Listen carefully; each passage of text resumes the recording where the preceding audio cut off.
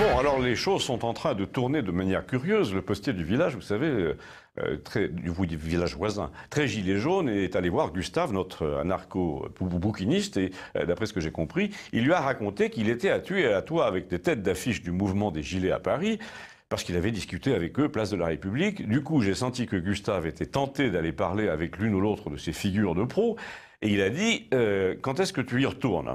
C'est-à-dire, a-t-il répondu, la première fois j'étais avec Julien et son fourgon, mais il a un collègue qui va faire le même trajet samedi et qui a des parents à Rungis. Et Gustave me dit, à moi, ça te tenterait de venir avec nous? Et là, comme un idiot, je lui dis, non, je peux pas, je passe une semaine au service de ce vieux monsieur, là, tu sais. Et j'aurais dû réfléchir et lui dire que j'avais affaire au village, parce qu'il me dit, mais ton vieux monsieur, c'est justement à côté de Rungis qu'il se trouve. Et là, j'étais coincé. Du coup, Gustave a envisagé sérieusement d'y aller, dans le but de donner des conseils d'agitation non violente aux têtes de file des vrais gilets jaunes, pas ceux qui se font acheter, et il m'a fait bénéficier de ses idées de trublion et d'ex-gauchiste.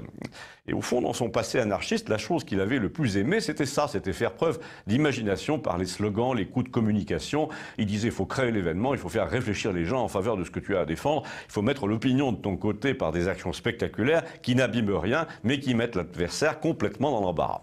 Et alors, lui dis-je, tu as des idées? Ma question était un peu inquiète parce que s'il voulait vraiment que je prenne le RER avec lui pour me mêler à la foule un samedi et pour rencontrer les chefs des protestataires, je préférais savoir d'abord ce qu'il allait leur suggérer. Donc je vous fais un peu le rapport. La première idée qu'il a eue et qui m'a frappé, c'est qu'il voulait suggérer aux dirigeants de lancer un mot d'ordre. Attention, les gilets orange arrivent en signe de colère pour montrer qu'on montait d'un cran dans la couleur, donc dans l'énervement.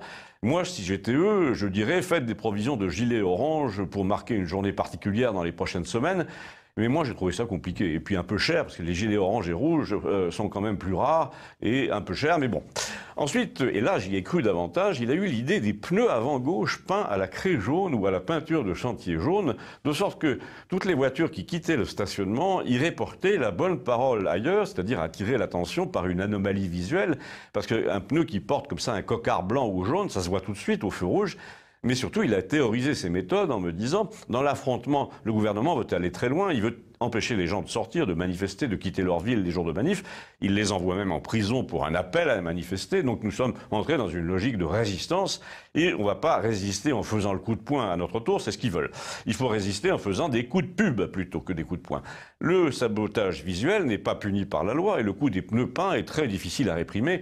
Mais surtout comme nous sommes entrés dans une espèce de guerre de l'information, c'est là qu'il faut frapper, me dit-il, et il y a plein d'autres méthodes. Par exemple, nous a-t-il dit encore, moi je suis très étonné, alors que la moitié des télés du monde tournent pendant les incidents et que les touristes font des selfies devant les cortèges, que personne ne songe à faire des slogans en langues étrangères du genre « Aidez-nous, notre président est devenu fou ».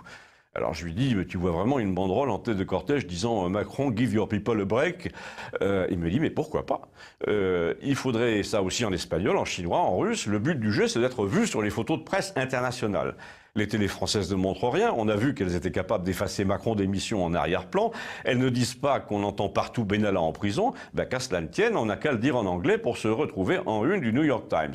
Mais je vais même te dire, il y a encore mieux, et là il me sort son arme secrète, dont je lui ai emprunté une copie, il me montre un code QR, que l'on envoie un peu partout, et il me dit, avec les beaux jours, tu fais faire des milliers de t-shirts comme ça avec un code qui dit quelque chose, et les gens dans le monde entier n'ont qu'à scanner le code avec leur téléphone quand ils voient les photos dans la presse ou sur Internet, et ils obtiennent sur leur écran une phrase, une image, un site Internet. Je lui demande ce qui est écrit derrière ce code, il me dit sur celui-là, il y a juste marqué « dégage ». Tu peux vérifier, du coup vous aussi vous pouvez vérifier en passant votre lecteur de code sur l'écran, mais imagine que les magazines du monde photographient une fille dont le gilet porte un code QR qui dit « Peuple de tous les pays, rejoignez-nous », etc. Et on n'a qu'à passer son téléphone sur le carré dans la photo à l'aide d'un programme gratuit et hop, une phrase apparaît.